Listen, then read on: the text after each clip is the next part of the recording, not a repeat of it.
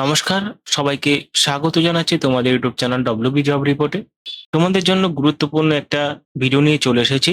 যদি তোমাদের কাছে ওবিসি, এসসি, এসটি কাস্টের সার্টিফিকেট থাকে তাহলে অত্যন্ত প্রয়োজনীয় একটা ভিডিও হতে চলেছে। মানে যারা 2011 সালে এসসি, এসটি, ওবিসি কার্ড পেয়েছেন বা সার্টিফিকেট পেয়েছেন তাদের কিন্তু বহুত নিয়ম পালন করতে হবে। যে নিয়মটা হলো তাদের সেখানে রিভেরিফিকেশন করতে হবে। রিভেরিফিকেশন করার জন্য আপনাদের কি কি ডকুমেন্ট দিতে হবে এবং কিভাবে রিভেরিফিকেশন হবে সমস্ত কিছু ভিডিওর মাধ্যমে আলোচনা করব।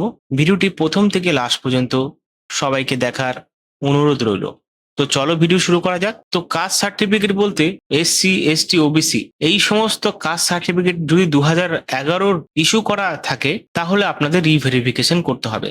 2011 আগে মানে 2010 সাল ওই সময়ের মধ্যে যাদের কাস্ট সার্টিফিকেট ইস্যু করা আছে তাদের কিন্তু এখানে রিভেরিফিকেশন হবে না। তার জন্য রিভেরিফিকেশনের জন্য কি কি ডকুমেন্ট লাগবে সেই ডকুমেন্ট নিয়ে আজকে আলোচনা করব, দেখতে থাকো। এখানে বলা হচ্ছে কাস্ট সার্টিফিকেটের যাচাইকরণের নির্দেশ না বলি, guideline for caste certificate verification.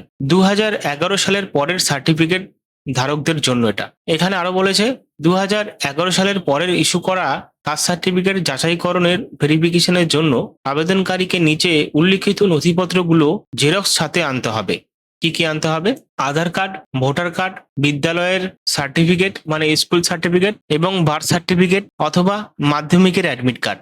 যার সার্টিফিকেটের জন্য রিভেরিফিকেশন হবে তার এই সমস্ত কাগজ লাগবে এবং তার পিতার নথি লাগবে, পিতার আধার কার্ড এবং ভোটার কার্ড। তারপরে তার মায়ের আধার কার্ড এবং ভোটার কার্ড লাগবে। তারপর আরেকটা হলো হালনাগাদ ভোটার তালিকা, মানে 2026-এ যে ভোটার তালিকা লিস্টটা পাবলিশ হয়েছে সেই ভোটার লিস্টে পাতায় যেখানে আবেদনকারীর পিতা এবং মাতার নামে নথিভুক্ত রয়েছে। পারিবারিক কাস্ট সার্টিফিকেট, পরিবারের যে কোনো সদস্যের 2011 সালের পূর্বে মানে 2011 নয় তার আগের পূর্বে ইস্যু করা বৈধ এসসি, এসটি, ওবিসি সার্টিফিকেট দেখাতে হবে। বংশ তালিকা ও লিঙ্কেজ নথিপত্র, এখানে বলা হচ্ছে 2011 সালের পূর্বের মানে তার আগের সার্টিফিকেটধারী সদস্যকে প্রধান ধরে একটি স্পষ্ট বংশলতিকা এবং উক্ত তালিকায় উল্লিখিত প্রত্যেকের স্বপক্ষে প্রয়োজনীয় আইনি নথিপত্র লাগবে। মানে এখানে আপনাদের লিঙ্কেজ মানে আপনাদের যে সার্টিফিকেট রয়েছে এবং কার কার রয়েছে বংশের মধ্যে মানে সেটাকেই বলা হয় বংশলতিকা।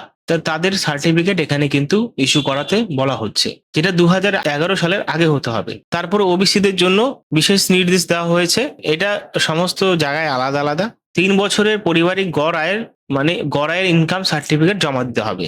8 নম্বরে পূর্বতন কাস্ট সার্টিফিকেট না থাকলে কি করবেন, মানে 2011 সালের যদি কোনো কাস্ট সার্টিফিকেট না থাকে আপনার ফ্যামিলিতে তাহলে কি করবেন। যাদের পরিবারে 2011 সালের আগের কোনো কাস্ট সার্টিফিকেট নেই তাদের ক্ষেত্রে গ্রাম পঞ্চায়েতের প্রধানে দেওয়া এসটি, এসসি সার্টিফিকেট, 1950 সালে পূর্ববর্তী সময়ে জমির দলিল এবং প্রতিবেশী 10 জনের আধার কার্ডের জেরক্স দিতে হবে।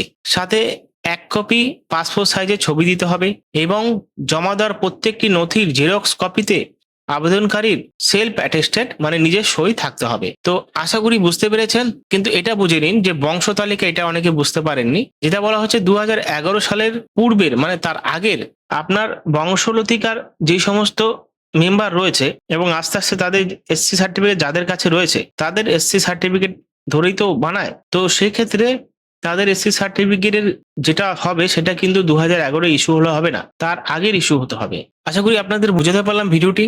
যদি ভিডিও ভালো লাগে বন্ধুদের সাথে শেয়ার করবেন। এই সমস্ত ডকুমেন্ট নিয়ে যেতে হবে আপনাদের এসডিও, যদি আপনি পঞ্চায়েত থেকে এলাকার থেকে হয়ে থাকেন ভিডিওতে যাবেন, আর যদি আপনি পৌরসভার এলাকায় থাকেন তাহলে পৌরসভায় গিয়েও কিন্তু আপনি এগুলো বলতে পারেন বা দেখাতে পারেন।